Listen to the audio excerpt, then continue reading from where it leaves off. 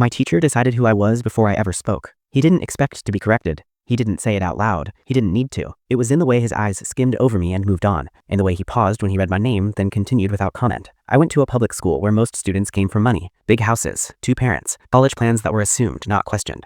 I didn't fit. My clothes were clean but worn. My backpack had a broken zipper. I worked nights at a grocery store to help my mom with rent, which meant I sometimes came to class tired. That was enough. From the beginning, he treated me differently. When I raised my hand, he'd call on someone else. When I asked questions after class, he'd answer quickly, already half-turned toward his desk. When assignments were returned, mine always had more red ink than explanation. Once, he suggested I move to a less demanding track. He said it calmly, like advice. This course is rigorous. Not everyone has the support system to succeed here. I knew exactly what he meant. At home, my mom worked double shifts. There was no quiet room to study, no tutors, just a kitchen table and a lot of noise. But I was doing well. My grades proved it. He just didn't believe they were mine. During group projects, he double-checked my work. Once, he asked if I'd gotten outside help. Another time, he reminded me that plagiarism had serious consequences. I hadn't cheated, but I started feeling like I was guilty anyway. The worst moment was before midterms. He handed back practice exams and said, loudly, some of these scores were unexpected. His eyes landed on me. He said, I'll be monitoring closely. The room went quiet. I went home that day and sat in the bathroom until the feeling passed. Then I made a decision. I started keeping records.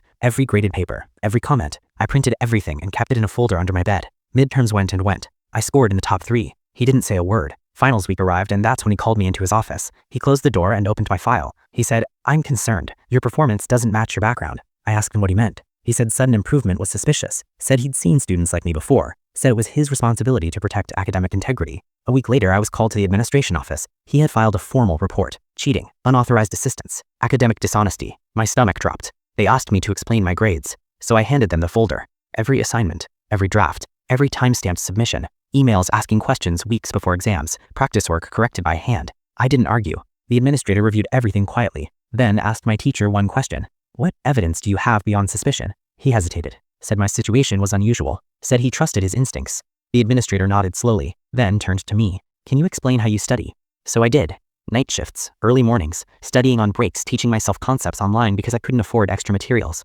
The room stayed silent. The administrator closed the folder and looked at my teacher. There is no misconduct here. What there is bias. My teacher stiffened. The report was dismissed. Formally, my record was cleared, my grades stood, and my teacher was instructed to attend additional training. When I returned to class, he avoided my eyes. On the last day, as I packed my bag, he stopped me. He said, You proved me wrong. I looked at him and said calmly, No, you proved you assumed wrong. Then I walked out, because the hardest part of being underestimated isn't failing. It's succeeding in a world that already decided you wouldn't.